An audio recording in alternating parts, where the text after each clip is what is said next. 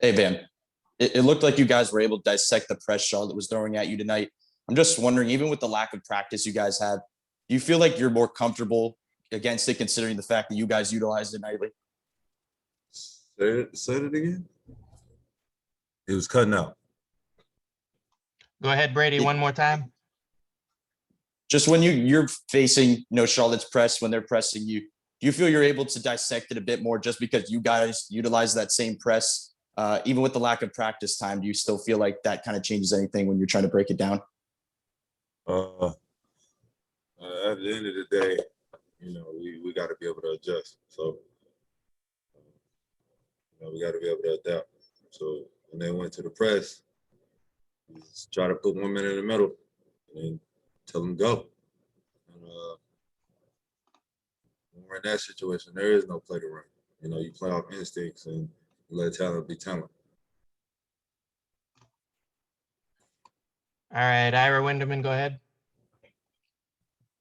Is there almost a sense that the pre-playoffs have started? I mean, obviously tonight was a seeding game. You got a big game with Dallas coming up, two with Boston, one with Philly, one with Milwaukee. I mean, is it almost a pre-playoffs? Because with only the top 6 seeds going directly to the playoffs, the stakes are a lot different than at the ends of some recent seasons.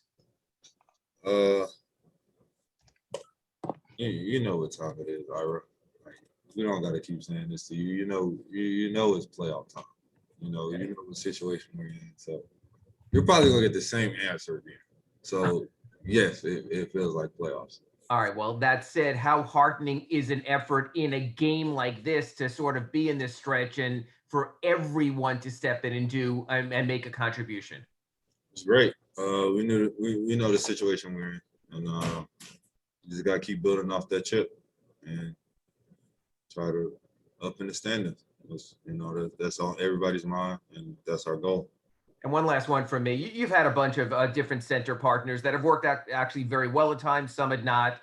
The dynamic with you and Dwayne, I know you don't play together, so you actually get to watch all of his minutes. What's it like having him at your side as your sort of number 2 or sidekick now, whoever you want to phrase it?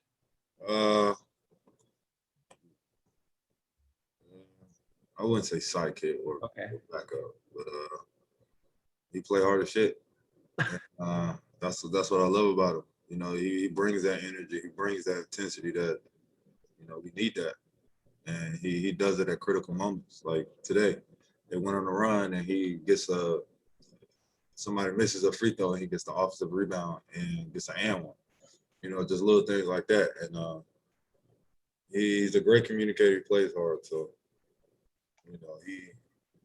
he's just another version of me. I wouldn't say a sidekick, but he's another version of me in the second year. Thank you.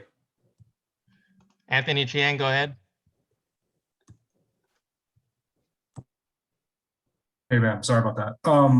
I know defense has kind of led the way for you guys for most of the season, but does it feel like you guys are finding your stride offensively over these past few weeks? And what do you think has led to the recent improvement on that end of the court? Defense.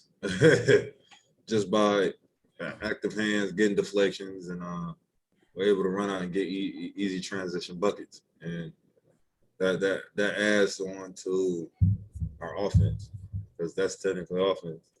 But yeah, our defense is really leading us home. We just need to keep locking in and keep getting stops and get deflections so we can get easy baskets or run on misses. Thanks, man. All right, we got Alexander Toledo, 5 Reasons Sports. Go ahead. Hey, Bam. So if I remember correctly, at the end of the last post-game scrum, you finished up with some initials there. Use the initials DPOY. I think more and more people have realized the type of defender you become over the past couple of seasons. Do you feel that with you guys ranked as highly as you've been on the defensive end, that you're a real candidate for Defensive Player of the Year? Yeah. I do. It's one of those things where you got to watch us play to figure it out. But I float under the radar because I'm not a big name in this NBA. But show my work. It's